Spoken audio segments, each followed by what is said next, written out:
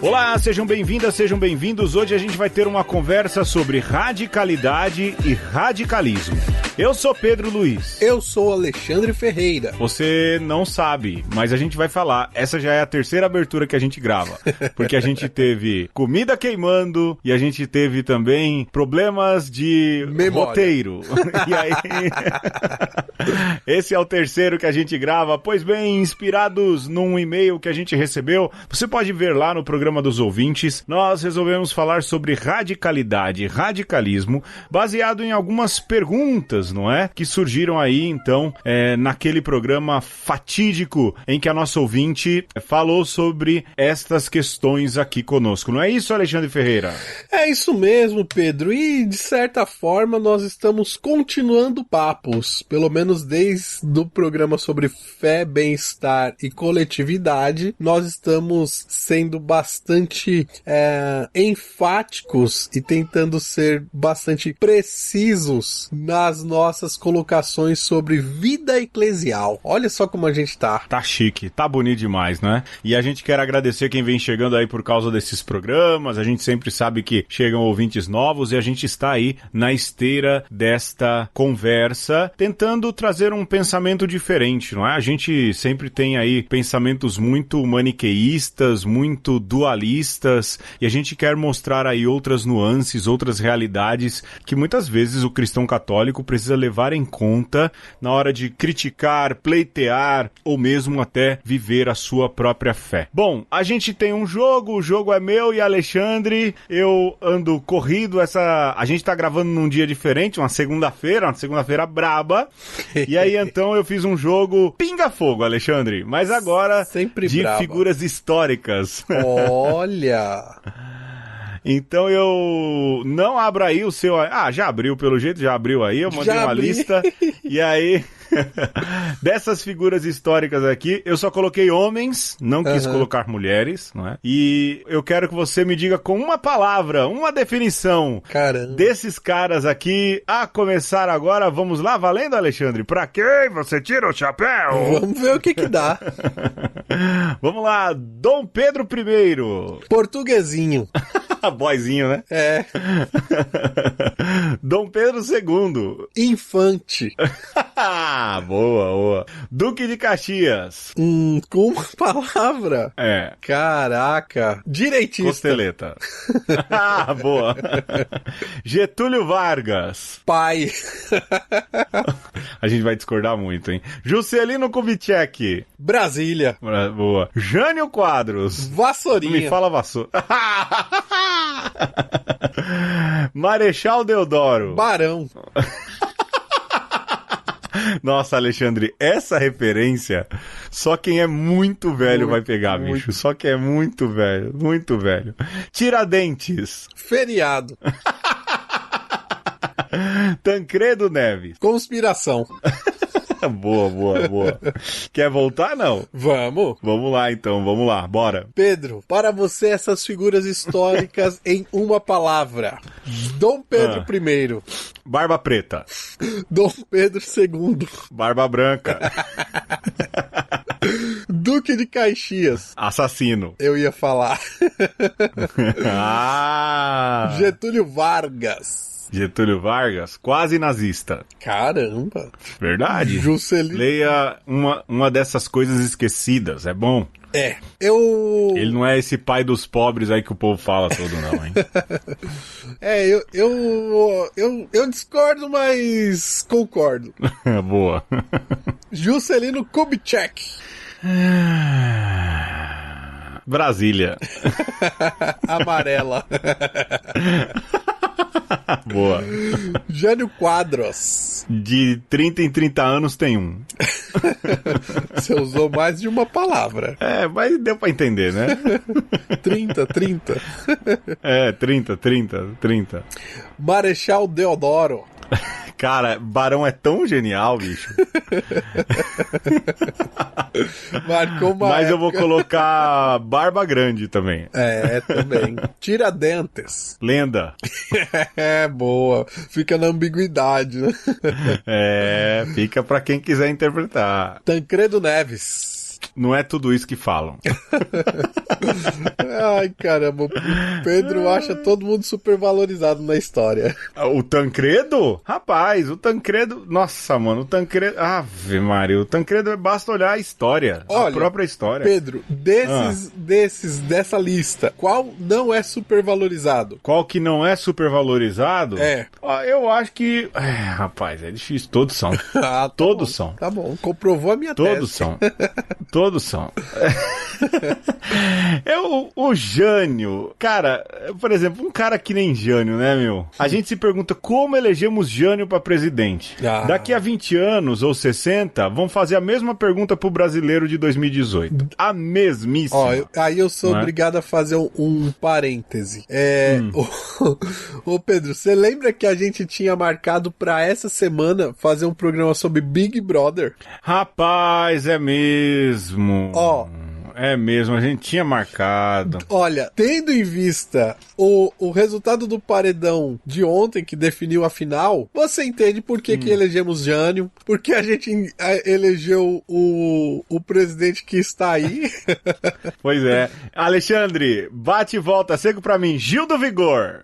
Boa! Gil do Vigor, Pedro. Pra mim? É. Entretenimento. Eu responderia assim, carregou nas costas. Boa.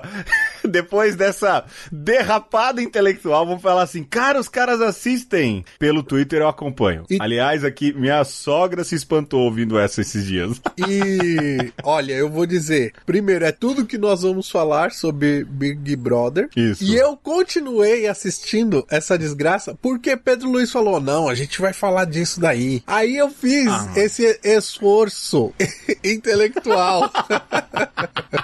Mas pensando... Não, e a gente chegou a pautar a Carol Dupin, lembra? Pois é, Ô, Carol, a gente vai gravar com você outro assunto, pode deixar. E graças a Deus que a gente não gravou esse programa. Graças a Deus. Não ia queimar a Carol também. É verdade. Apesar de que eu vi que a Carol, agora já passou, não é? Ela ia fazer uma cobertura ao vivo do último programa do Big Brother. Olha aí. A gente só quer dizer uma coisa, o título do programa seria o Big Brother não é o Brasil. Hashtag pronto falei. Vamos pro tema, Alexandre. Vamos. E quem concorda com isso, como eu vi pessoas que se dizem, inclusive da renovação carismática, esses radicais. Sou radical. Eu era para ser a mais. Sou radical. Então sai do meu Facebook, porque aqui no meu Facebook tem um radical. Cristão radical. Porque no mundo ou você vai ser de Deus ou você não vai ser. Ou é de Deus ou não é.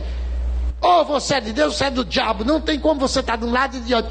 Eu defendo aborto porque as mulheres... porque... Não! Ou você é de Deus ou você não é. Ou você defende a vida ou você defende a morte. Ou você está do lado da igreja ou você está do lado do inferno. Quaresma é tempo de chacoalhar a gente para essas coisas. Nós estamos como um morcego que vem para chupar o sangue do cavalo e para ele não ser espantado, ele começa primeiro bater nas asas no cavalo ou na vaca ou no boi e aquilo ali o boizinho acha, que coisa boa, o morceguinho está aqui fazendo uma cosca em mim, uma massagem, que bom. Quando ele anestesia o local, ele é assim que o diabo faz. Acorda, cristianismo fraco, evangelho de açúcar, de pessoas que não querem compromisso com Deus, tudo hoje é porque isso é discurso de ódio, de ódio contra o pecado, de ódio contra o diabo, de ódio contra a violência, de ódio contra este mundo maligno que está aí fora, injusto, mentiroso, bandido. Esse é o mundo pagão que está aí e nós não podemos nos conformar com ele. Ou você é de Deus ou você não é de Deus. Ou o casamento é entre um homem e uma mulher ou não é. O filho tem que crescer numa escola. Muito bem, depois de uma conversa que durou mais um tanto e você não vai ouvir sobre Big Brother, uma coisa que deveria constar nesse programa é a questão de radicalidade e mudança de hábito. Baseado, então, lá no e-mail da Miss Laine, a gente tem uma série de perguntas, de questionamentos que ela faz e a gente também construiu alguma coisa a mais, né? Sim. Se fala muito de radicalidade no nosso tempo, em todos os sentidos. A turma que defende Bolsonaro é radical, existem católicos radicais, cristãos radicais, evangélicos radicais, mas o que é radicalidade também, não é? A Miss Laine explica lá no e-mail dela. Mas a gente poderia começar a falar, já que a gente vai falar de radicalidade e radicalismo, não é? Lembrar de que radicalidade tem a ver com raiz, por exemplo, seguir o evangelho é aquilo que há de mais radical num cristão. E seguir o evangelho lendo os evangelhos. Lendo os 4 evangelhos, entendendo o contexto, o ambiente do Primeiro Testamento, do Novo Testamento, entendendo uma série de coisas. Aí você consegue viver a radicalidade do evangelho. Sabe quem busca hoje melhor viver a radicalidade do evangelho dentro da Igreja Católica? O Papa Francisco, odiado por uma outra série de pessoas que se dizem ser radicais no evangelho, não é? Eu acho que isso é importante, não é, Alexandre? Definir isso. Já radicalismo é quase que uma preferência, o Alexandre é melhor nisso, não é? Naquilo que é a definição, a semântica, é quase uma opção por ser radical, mas não no sentido de raiz, não é, Alexandre? Todo aquilo que vem com esse ismo geralmente é visto hoje em dia como algo viciado, algo que tende a um pensamento redundante, né? Enquanto quando a gente tem o final ad, tem a ver com as potencialidades, né? A gente poderia dizer, Pedro, que tudo começa com ad, né? Assim, se a gente pensar em termos de como as coisas se desenvolvem, né? E termina com ismo. Vou dar um exemplo. Geralmente, quando se falava em cristandade, a gente imaginava que o cristianismo ia, né, abarcar o mundo inteiro. Aí hoje, muitos quando falam em cristianismo, falam em uma religião com alguns aspectos até mesmo... algumas pessoas hoje são refratárias quando se fala de cristianismo, exatamente porque acha que já se tornou redundante, já não tem mais nada de novidade, inclusive, né? Então, para dizer que o nome serve para alguma coisa, mas se você fica no nome pelo nome, na palavra pela palavra, muito provavelmente você vai se perder no meio do caminho, né? Tanto que alguns cristãos vão falar, inclusive, que olha, eu não tenho religião, né? Eu sigo Jesus Cristo, né? Quase como se fosse... como a galera do meu partido é o Brasil, né? Quase como se fosse uma negação do cristianismo, entendeu? Alexandre, mas esse movimento existe nesse tempo hoje, quando você vê muita gente dizendo assim, não, eu não sou... Eu já vi gente dizendo isso, eu pertenço a uma comunidade cristã, não é igreja, nós não somos igreja. Caramba! Não é? Eu acho que isso sim, já vi muitas vezes, e a gente sim, que tem um discurso muito ligado às igrejas neopentecostais, o mesmo traço, é tudo, mas é um desvio. Certo. Não é? No sentido de dizer assim, olha, eu não pertenço a uma igreja, eu pertenço a uma comunidade, nós somos uma comunidade, nós não somos igreja, entendeu? É de fato uma desvinculação. Mas no caso de radicalidade e radicalismo, eu acho que serve essas definições básicas que a gente colocou aí, não é? A radicalidade no sentido daquilo que é a raiz, daquilo que é o radical, e o radicalismo nesse sentido que é um discurso mais viciado, mais voltado aí talvez a negatividade que essa palavra possa trazer. Sim. Então, nesse sentido, a gente pode seguir um pouco à frente, porque o Alexandre fez uma pauta muito bacana aqui, não é? E a gente discutindo sobre isso. Por exemplo, radicalidade e mudança de hábitos, não é? Sim. Se fala muito isso. Eu agora descobri Jesus e eu mudei totalmente o meu comportamento, mudei meus hábitos, não é? E aí o Alexandre coloca aqui uma pergunta que eu acho que a gente vai capaz da gente ficar só aqui, hein, Alexandre? Alexandre? Dá. Contra que se luta? Ou contra quem se luta quando a gente está lutando contra o mal? Dentro dessa questão de mudanças de hábitos, né? E quais virtudes são essenciais na vida do cristão? Vai lá, Alexandre. Então. Quando a gente muda o hábito nesse encontro com Jesus, a gente está lutando contra quem? Quando a gente diz, vou lutar contra o mal. Eu vou ainda voltar à questão semântica, Pedro, mas eu prometo ser bem breve. Tranquilo. Quando a gente fala de radicalidade, também nós estamos falando de razão, né? A razão também é uma palavra que vem de raiz, né?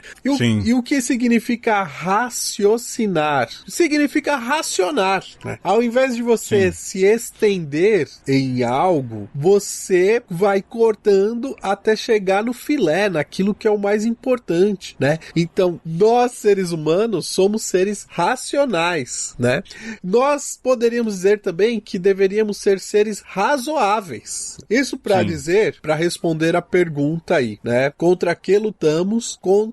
Quando lutamos contra o mal. Primeiro, nós lutamos contra um mau pensamento, contra pensar mal. Porque um grande número de problemas que nós temos na nossa vida é porque não somos razoáveis, é porque não estamos sendo suficientemente racionais, né? Então, se você, e aí se a gente for julgar pro lado da religião, se você não for supersticioso, se você se deixa iluminar pela revelação de Deus, a sua razão fica um tanto quanto mais aguçada, mais afiada. Contra quem não lutamos, Pedro? Nós não lutamos contra os nossos irmãos, não lutamos contra o próximo, não lutamos contra pessoas iguais a nós. E eu diria ainda que nós não lutamos contra seres incorpóreos. Porque às vezes é muito fácil a gente eleger um inimigo para deixar de fazer o trabalho que precisa ser feito em nós. Isso é coisa do capeta, a gente fala, né? Pois. Mas, Alexandre, eu acho que contra quem se luta quando lutamos contra o mal, eu acho que, ainda alargando isso que você disse, eu acho que a gente luta contra a gente mesmo quando a gente luta contra o mal. Não no sentido de que nós sejamos um mal, mas a gente luta contra essa falta de razoabilidade, de razão, né? Dessa raiz humana que é a capacidade de raciocinar, de pensar. Ou seja, quando a gente luta contra o mal, muitas vezes a gente luta contra a gente. E quando a gente coloca no outro o mal que a gente quer lutar, em geral tem algo de projeção aí, não é? Em geral tem algo de projeção psicológica, porque eu luto no outro aquilo que eu gostaria de ser, ou aquilo que me é diferente, e aí os limitados acham que é ruim tudo aquilo que não é igual, né? Ou aquilo que tem em mim que eu não admito. Exato. O Narciso acha feio tudo aquilo que não é espelho, não é? E aí o radical, ele acha mal, não é? O radicalista, ou aquele que pensa nesse sentido, não da raiz, mas de justamente pensar só em si, ele acha que tudo é ruim aquilo que não é parecido com ele, que não é igual ao grupo, não é? E a mudança de hábito, ela passa também por essa abertura ao outro, essa abertura a si mesmo. É aquilo, o Nolan, o diretor, o escritor, né, fala, né, que o primeiro passo pra gente fazer uma redescoberta do amor de Deus por nós é eu me aceitar como eu sou. Sim. Porque se Deus me ama e me aceita como eu sou, por que eu vou ficar me combatendo, me martirizando, me fazendo mal? Lógico que isso não é passar a mão na cabeça dos males que nós temos, mas é entender que a partir desse ponto Deus me ama e a gente pode construir uma relação que me transforme, né? Nesse sentido, acho que entra essa outra pergunta, né? Na mudança de hábito. Quais as virtudes são essenciais na vida do cristão, não é? E aqui a gente pode recorrer para aquilo que é o básico. Quais são as virtudes? Se não fé, esperança e caridade. Eu tô errado na minha colocação. Então, não está errado, mas eu acho que precisa de alguma complementação. Porque as cardeais. Essas três virtudes que você apresenta são chamadas virtudes teologais, que praticamente são dons de Deus para nós, né? Muito mais do que você ter que desenvolver essas virtudes, você tem que abrir-se a elas, né? Tô certo? Tá certo. Chegamos. É isso mesmo. Chegamos por aí no mesmo ponto. É permitir ser mudado por Deus pela via da fé, da esperança e da caridade. Muito bem. A Acontece que no conceito de virtude está aí implícito uma ideia de empenho.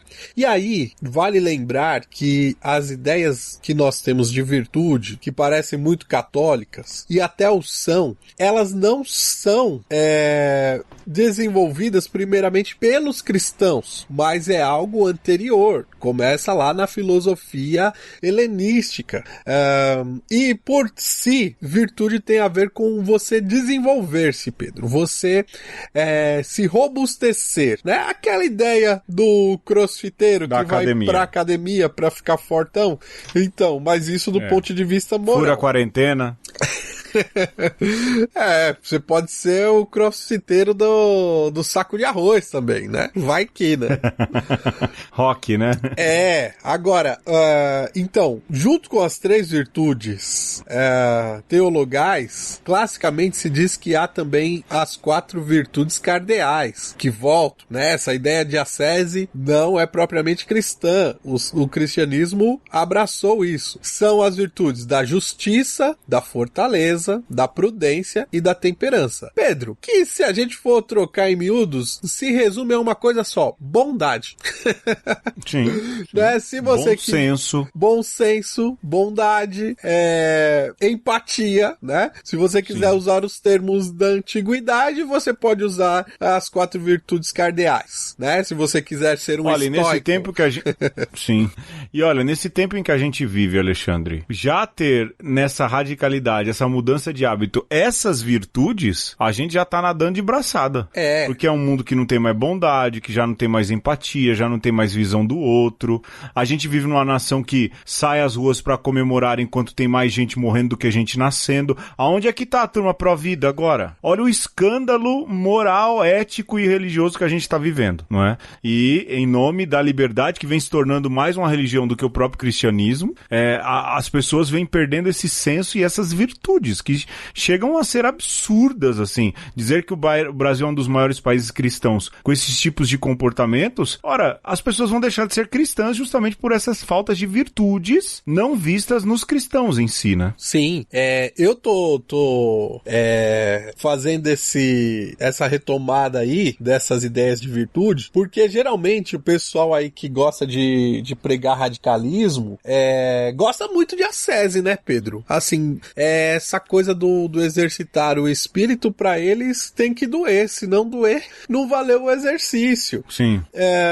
Só que Jesus... Tem que machucar a fibra. Tem que machucar a fibra, mas Jesus resume tudo isso de uma maneira muito fácil, né? Ame a Deus sobre todas as coisas e o próximo como a si mesmo, né? E se você amar o próximo como a si mesmo, que já dá um trabalho do caramba, você já vai criar essa memória muscular, digamos assim, da sua moralidade, né? Então, qual que é a base dessa radicalidade proposta por Jesus? Tá nisso, né? Então, se você já entendeu, já conseguiu amar a Deus sobre todas as coisas, o que te resta? O próximo como assim mesmo? O próximo como assim mesmo, né? Então, essa é a base de todas as virtudes, e se você fizer isso, todas as outras virtudes serão vividas, e você pode criar a lista que for, pode criar o método que for, que é lindo isso, né, Pedro? O pessoal gosta de fazer 5 passos para você viver a virtude da prudência.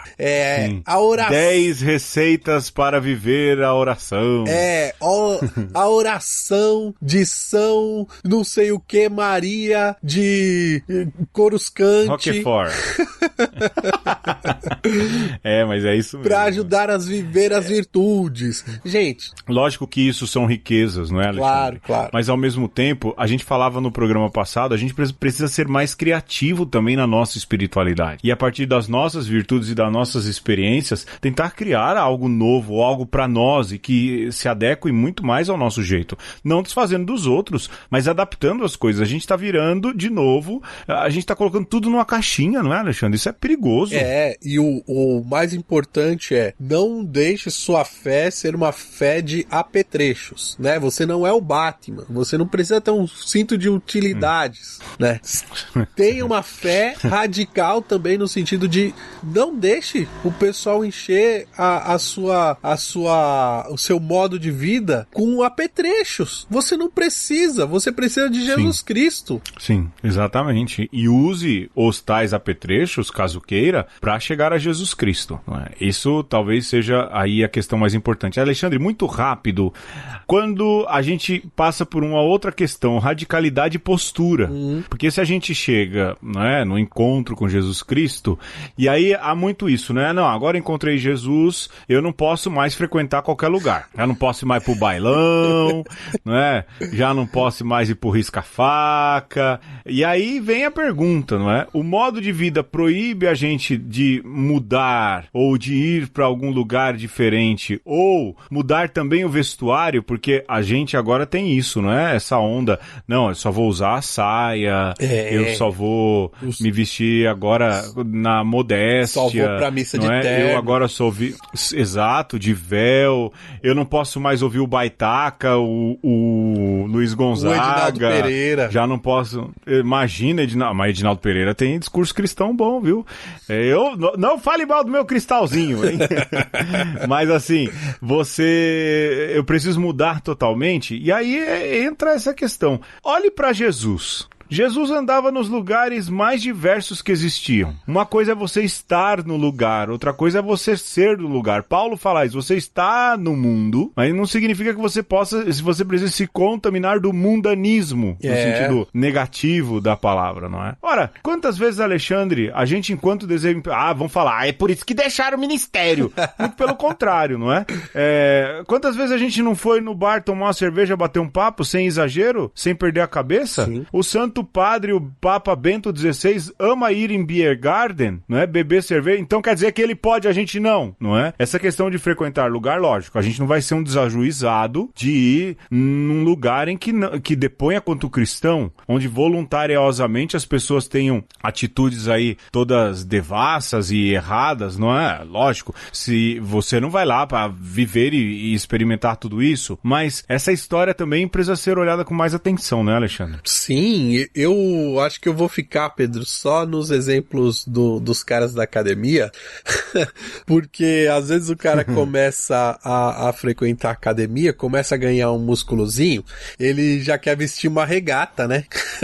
Velho. Porque ele quer mostrar que, opa, agora eu sou garoto de academia. Aí quando vê o arco dourado, parece que tá vendo o diabo vendo a cruz, sabe?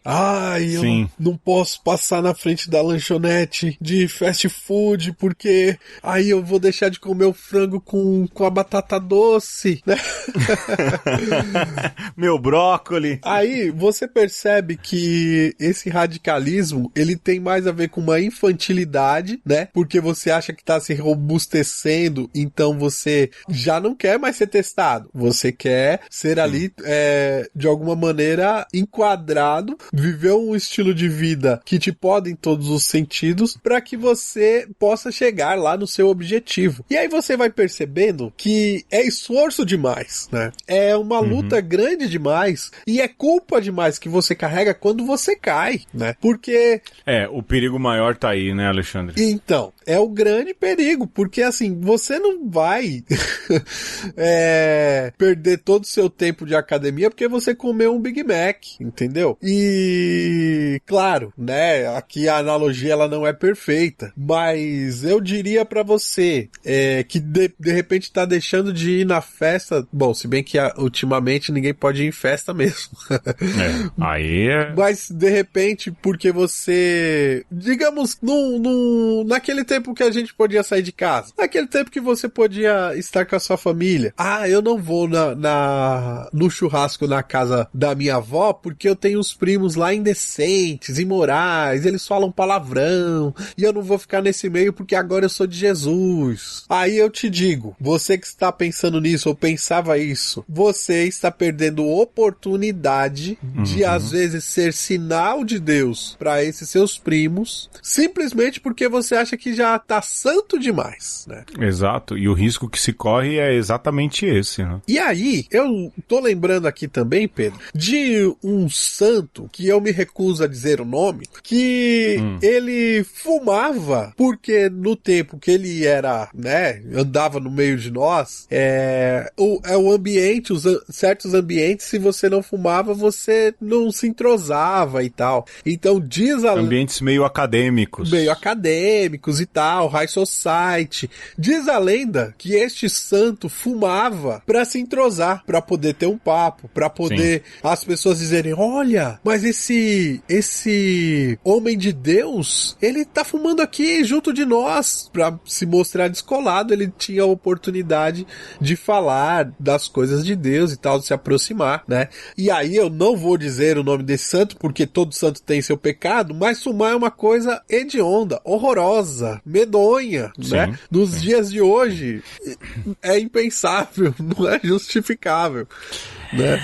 E aí, pra gente chegar nos patrocinadores, ou eu vou só complementar o que o Alexandre diz. Hoje, muitos dos seguidores deste santo gostam de fumar e fumam, às vezes escondidos ou inveteradamente, mas são radicais, no sentido de radicalismo, em relação a tantas outras coisas, e toda a imagem que cerca essa história soa até absurda se a gente for olhar com atenção. É isso, Alexandre, vamos perder um dinheirinho? Vamos nessa.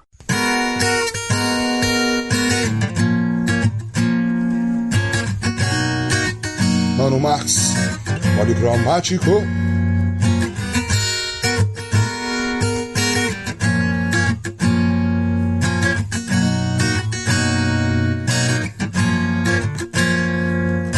Radicalismo não tem como fugir. Nas lentes do meu próprio mundo, não tem como persuadir. Radicalismo não tem como fugir. Nas lentes do meu próprio mundo, não tem como persuadir. Aposentados, invalidados, classificados como escória, navio negreiro, de capoeira. Lá vem o capataz, vai comer poeira. Acho um absurdo, tanto repúdio. Temos que aturar, o governo fajuto. King tem Kemen, princesa de Azara conquistou a Etiópia. Incinera a Babilão, incinera o apartheid. Abstenha-se daquilo que lhe faz mal. Com vigor de um leão, combatendo os dragões. PM ostenta autoridade no olhar, a presunção. Nayabing, pra espantar o mal. Nayabing, confirmação da fé. Nayabing, dispensa o opressor. Branco ou preto, atitude que vale, alma é incolor. Nayabing, pra espantar o mal. Nayabing, confirmação da fé. Nayabing, dispensa o opressor. Branco ou preto, atitude que vale, alma é incolor. Radicalismo não tem como fugir. Nas lentes do meu próprio mundo, não tem como persuadir. Radicalismo não tem como fugir. Nas lentes do meu próprio mundo, não tem como persuadir. Haile Selassie, Jah Rastafari, vigiai orai. Vigiai orai. Vigiai orai. Nayabing, pra espantar o mal. Nayabing, confirmação da fé. Nayabing, dispensa o opressor. Branco ou preto, atitude que vale, alma não tem cor. Nayabing, pra espantar o mal. Nayabing, confirmação da fé. Nayabing, dispensa o opressor. Branco ou preto, atitude que vale, alma é incolor. Radicalismo não tem como fugir. Nas lentes do meu próprio mundo, não tem como persuadir.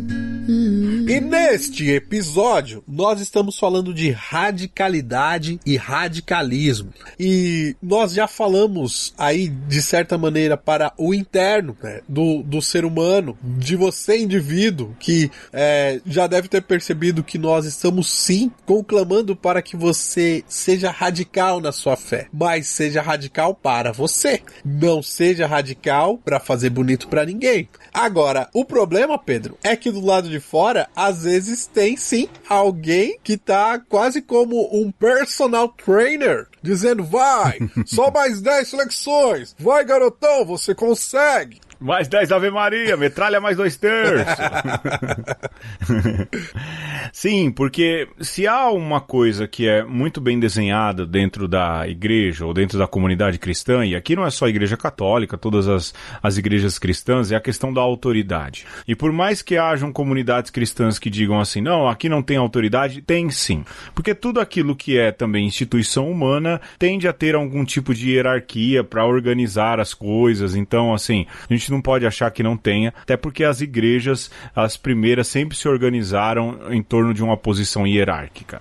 E quando entra a questão da radicalidade aí, né, nessas correlações, entra a questão da radicalidade e da autoridade. E sobretudo, aquilo que são os meios católicos, entra a questão da obediência.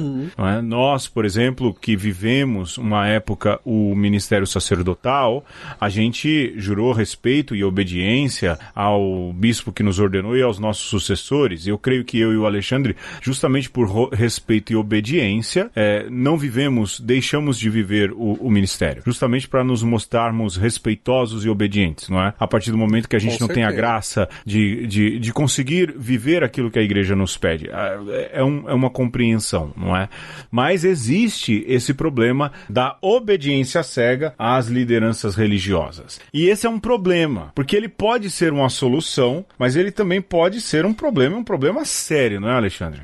Então, a primeira coisa é dizer que sim, a obediência tem a sua razão de ser, e todos nós, seres humanos, né, ou a grande maioria de nós, tivemos figuras de obediência na primeira fase da nossa vida que nos ajudaram a formar caráter, né? Então, se nós pensarmos que quando nós estamos no começo do aprender o que é certo e o que é errado, é importante que alguém diga não vá por aí, vá por ali. Menino, tá esfriando, pega o guarda-chuva, pega a blusa, né? Veja, a obediência se mostra uma forma de você aprender a ser sensato, aprender a ser razoável. Às vezes você não tem certas noções, né? E alguém mais experiente que diz pra você, faça desse jeito, pode te livrar de alguns problemas. Então, ser obediente, às vezes é bem fácil, né?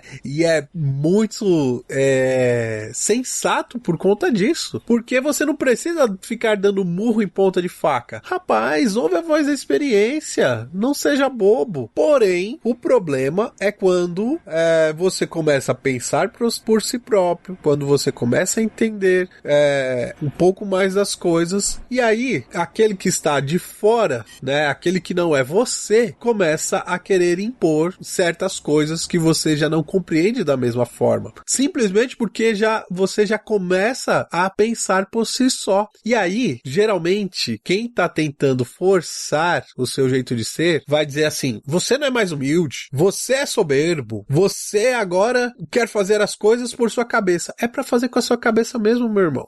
Então, Alexandre, e para complementar isso que você está dizendo, eu vou lembrar de uma frase aqui de um padre muito querido por mim, o padre Patrick Clark, que na época do meu diaconato, ali na favela da Vila Prudente, ele falava muito sobre a palavra obedecer. E ele falava assim, olha, Pedro, lembre-se que obedecer é abaudire, ouvir junto. Né? Então a obediência, ela não é um mandar e o outro obedecer. Não é a chance que se tem para que se possa guiar uma pessoa ou mandar numa pessoa. honra, não é? O direito que alguém tem para comandar a vida de alguém. O que ele dizia, né? E eu sempre gostei muito dessa definição, é que a gente está ouvindo junto. Aquele que obedece, ouve junto. E ouve quem? Ouve o que manda, o que guia, o que dirige? Não, ouvem juntos o Espírito Santo. Não à toa que naquilo que é a direção espiritual, pelo menos quando eu fazia a direção espiritual de outros ou quando eu fazia a minha, era sempre uma escuta do diretor e do dirigendo, vamos assim dizer, ao Espírito Santo. Não é uma relação de eu mando, você obedece. Uhum. Então existe muito dentro das igrejas e das comunidades hoje em dia essa relação de autoridade, de obediência, que soa um pouco doentia. Porque nem bispos sérios não fazem isso com padres. E a gente conviveu aí com alguns bispos, não é, Alexandre? Nas regiões episcopais, na própria Arquidiocese de São Paulo. E se tem uma coisa que eu posso dizer é que nenhum deles é um tirano, nunca foi, é sempre no diálogo, é sempre no ouvir juntos. E é triste quando a gente vê isso não acontecendo nas comunidades eclesiais, quando um padre arroga sobre si o direito de ter os outros o obedecendo. Eu sou a autoridade aqui. Sim, ferindo consciências no discurso, na homilia, no atendimento, no trato pastoral.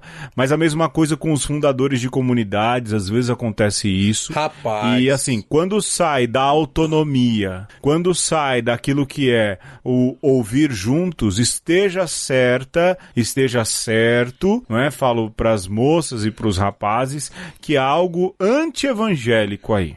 Isso é muito sério e eu vou frisar isso aqui, né? Eu particularmente peguei bastante ranço de comunidade de vida, Pedro, pelas histórias que a gente ouve de santos fundadores, que de santo não tem nada, que nesse arrogar para si esse comando da vida das pessoas, pediram coisas absurdas para os seus súditos. Então, quando estabelece essa relação de súdito, né, de pai espiritual, eu já começo a ficar assim... Eu já começo a não olhar com bons olhos, entendeu? Então, assim, qual a obediência que você deve à liderança religiosa? Se o líder religioso, como o Pedro diz, te ajuda a ouvir a voz do Espírito Santo, se o líder religioso é exemplo de servo dos demais, inclusive nas coisas mais comezinhas, porque não adianta querer dizer que é servo e se veste melhor do que os outros, que não participa da escala da limpeza da casa, entendeu? Assim, se tem regalia, não é servo coisa nenhuma, né? Exatamente. E se te pede alguma coisa que seu pai não te pediria, não é pai espiritual coisíssima nenhuma. É ladrão e assaltante. E tá querendo roubar aquilo que é mais sagrado em você. Sim, é como às vezes a gente vê em ambientes eclesiais a síndrome do filho do dono. E como é a síndrome do filho do dono? O filho do dono chega na firma, ele não usa máscara porque ele é filho do dono, né? Enquanto os funcionários têm que usar. O filho do dono, por mais que ele trabalhe, ele não precisa bater o ponto porque ele é filho do dono, ele não precisa bater o ponto. O filho do dono sai a hora que quer, faz quantas horas de almoço ele quer, afinal de contas ele é o filho do dono, ele pode fazer o que quer. Quando nessas comunidades, né, nessas dinâmicas de vida cristã, há os filhos dos donos, não é?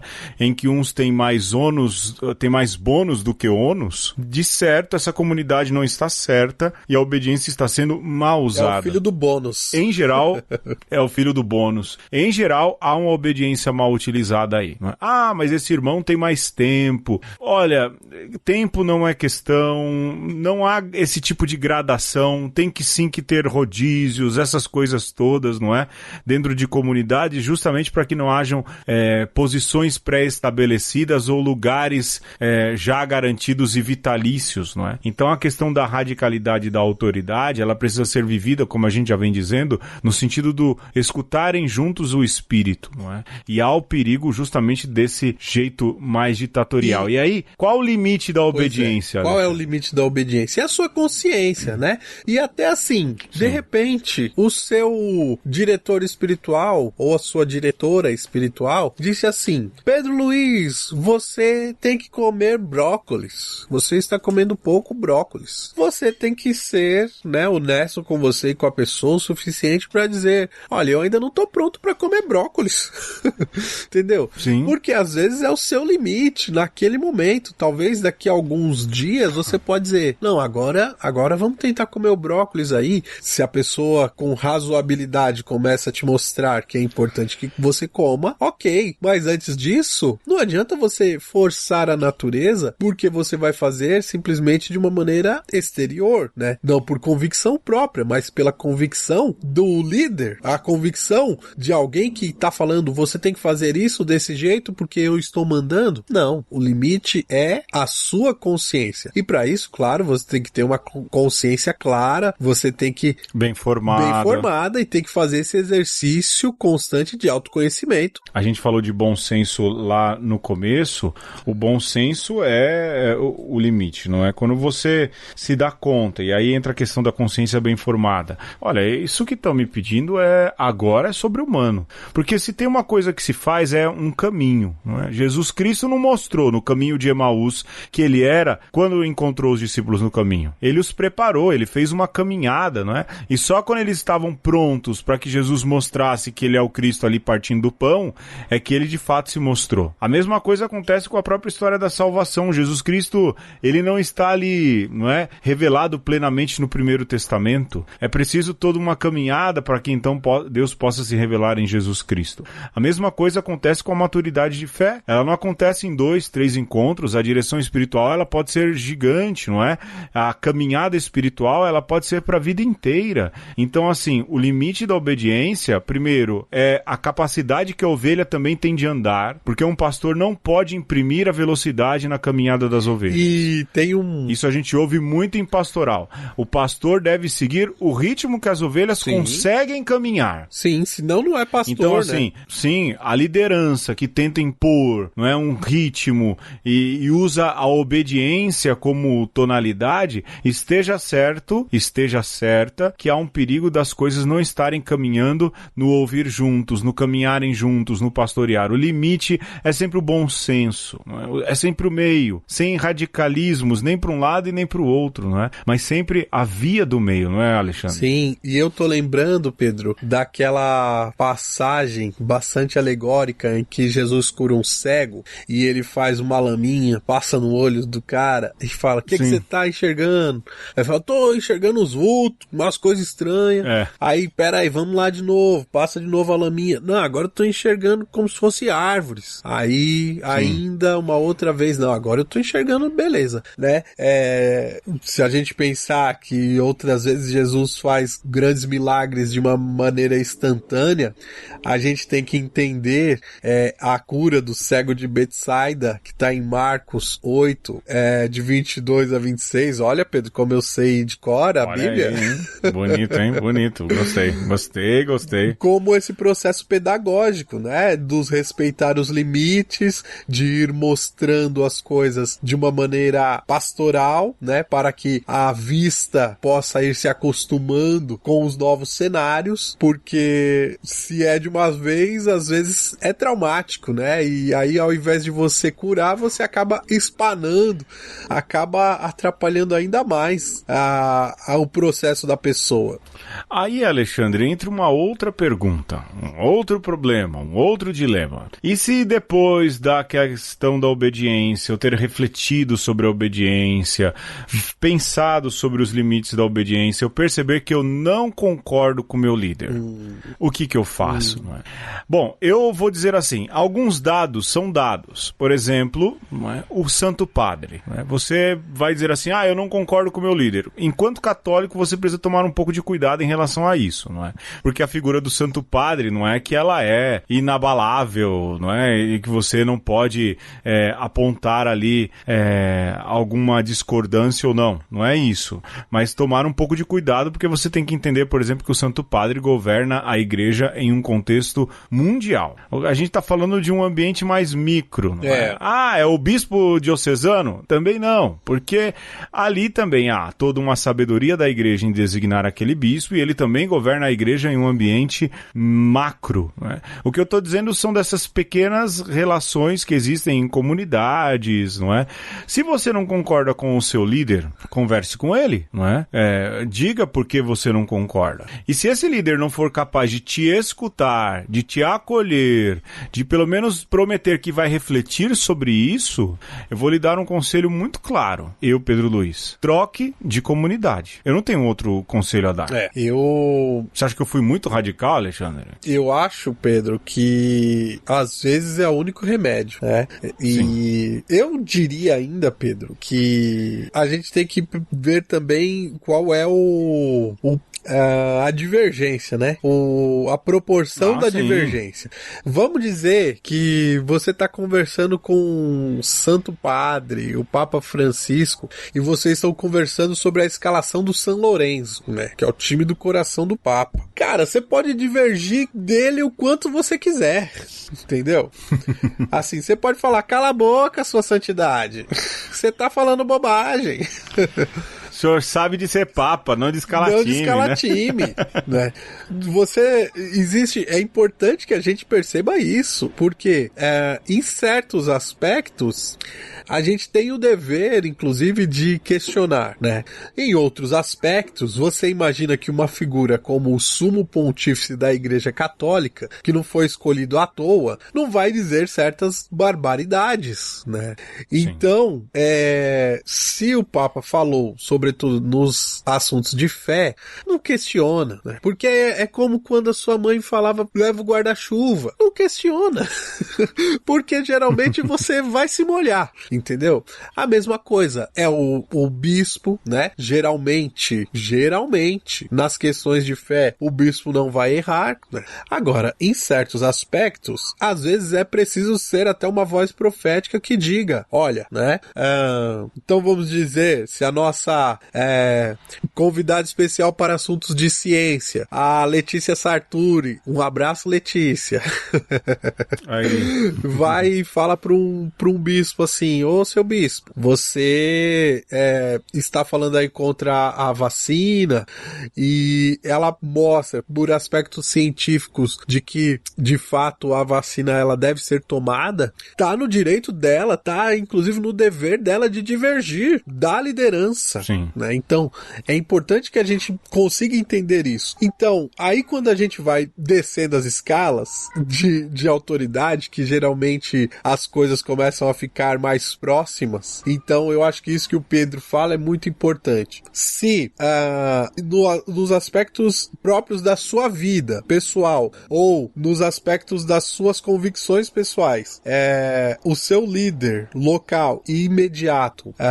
faz com que você não siga o evangelho do jeito que você acha que é o certo, né, segundo a sua convicção, não só achar, né, algo que você tem convicção de que deve ser de outra maneira, alinhe-se, né, procure outro. Se você não consegue mostrar, inclusive, para essa pessoa o jeito certo, com toda a seriedade, mas também com toda a caridade, então eu acho que o que o Pedro fala não é radical, não. É o seu direito de estar no lugar onde você se encaixa, onde você consegue viver bem a sua fé segundo o grau de conhecimento, né, que você chegou. E a beleza da igreja está justamente no fato de que existem muitas portas e muitas modalidades da gente viver a fé, não é, Alexandre? Muitas, não é? Se por um acaso com uma liderança você teve uma dificuldade, não há dúvidas de que há alguém, uma comunidade, seja ela de vida, seja ela paroquial, que está precisando de alguém com as mesmas potencialidades que você. E isso é a beleza da igreja, não é? A messe é grande, os trabalhadores são poucos. A gente precisa vencer um pouco também essas comezinhas humanas que impedem a gente de ser mais pro evangelho, vamos assim dizer, né? Mas aqui eu tenho tantos amigos de fé. Ora, os amigos que são de verdade, eles não vão te abandonar se você mudar de comunidade. E ainda, mudar de ares, mudar de jeitos, isso pode fazer com que você até ganhe novos amigos. Mas ainda, não é? Talvez a gente precise pensar sob uma outra ótica, sob um outro ponto de vista, como liderança, de que às vezes ser liderança é também uma hora abrir mão dela e dizer, olha, eu tô vendo que eu não tô dando certo, eu tô vendo que as pessoas não estão caminhando, né? A gente tá falando aqui na relação liderado-líder. O Papa Bento XVI é um caso claro disso, não é? Olha, eu já não tenho mais energia, aquilo que eu penso que o Espírito Santo esperava de mim eu não consigo cumprir, então o que eu vou fazer? Olha, eu vou deixar aqui para que quando o próximo Papa chegue ele faça o serviço do sucessor de Pedro, porque eu não consigo. Aliás, eu gostaria de lembrar aqui, e eu acho que aqui a gente pode até terminar, Alexandre, que quando o Papa Bento XVI fez a última reunião com os cardeais, ele disse assim: entre vocês está aqui o meu sucessor, e desde agora eu já presto o meu respeito e a minha obediência a quem quer que seja eleito como sucessor de Pedro. Bento XVI disse isso. Então tem uns alecrim dourado aí da igreja, não é? Que puxam o saco de Bento XVI, mas não seguem na radicalidade, e aí eu vou usar a positividade da coisa, aquilo que o próprio Bento XVI fez e falou, não é? Pedro, eu vou falar que até hoje, pra mim, essa coisa de mudar de comunidade não, pra mim é muito difícil, sabe? Assim, dizer pra alguém, muda de comunidade. Cara, eu acho que o senso de comunidade, ele deveria ser maior do que, inclusive, certas situações, né? Até porque, às vezes, você vai mudar de comunidade e os seus irmãos. Se é que pudesse mudar todo mundo junto, né? Mas nem sempre dá. Então, às vezes, você mudar é deixar alguém pra trás. E alguém que, se você continuasse lá, ia ter mais força pra continuar. Então, assim, bater de frente talvez também não seja a melhor resposta. Mas, às vezes, ver o jeito como o líder tá se comportando, né? E tentar entender as razões e ver se é pra tudo isso mesmo, né? Se precisa desse movimento de radicalidade mesmo, radical de sair daquele grupo, né? Porque às vezes também pode ser um capricho seu. Então tem que ter essa prudência, tem que ter esse olhar de misericórdia também, se é pra tanto. Porque é sempre muito drástico essa mudança, né? E se você, né? Retorno à ideia. Se você ousou ser profético e dizer o que precisa ser dito, porque não adianta só também a gente ficar reclamando pelos cantos, não adianta só a gente achar que tá errado e não fazer nada pra mudar. Alexandre, em resumo, não é? Eu vou aqui te interromper. Não querendo te interromper, mas te interrompendo, ter a capacidade de a gente chegar também pra liderança e exatamente expor aquele conselho evangélico. Não se fala muito de conselho evangélico, não é? Olha, a liderança também erra, gente, não é?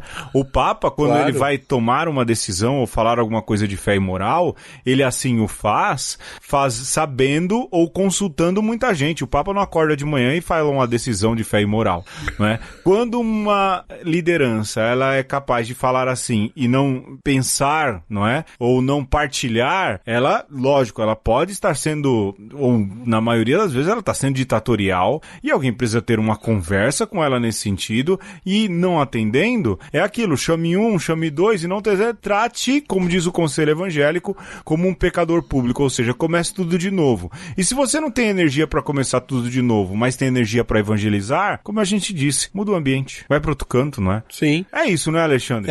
E a cabeça da igreja é Cristo, e a radicalidade maior é sempre seguir Jesus Cristo. E se a pessoa, ela tem esse ímpeto de radicalidade, ela também está disposta a mudar, né? Então, é aí também que a gente vê quem é de Deus e quem não é, quem está disposto, de fato, a seguir o evangelho a todo custo, né? Seja qual for as consequências. É dizer, se a pessoa tem a hombridade, tem a honestidade de dizer, eu estou errado, meu irmão, muito obrigado porque você abriu meus olhos. Então, isso é sinal de que a pessoa está no caminho certo também, exatamente, né? Então, tenha a coragem de ser radical em todo, até o fim, né? Até as últimas consequências. É disso que se faz o cristianismo, é disso que se fez o cristianismo até agora. Mas lembrar que isso também exige ser educado, não é? Ser radical e falar a verdade. Sim. Não pode ser na ignorância, na baixaria. Assim não foi Jesus e assim também não seremos nós. É isso, Alexandre, essa conversa está compridíssima.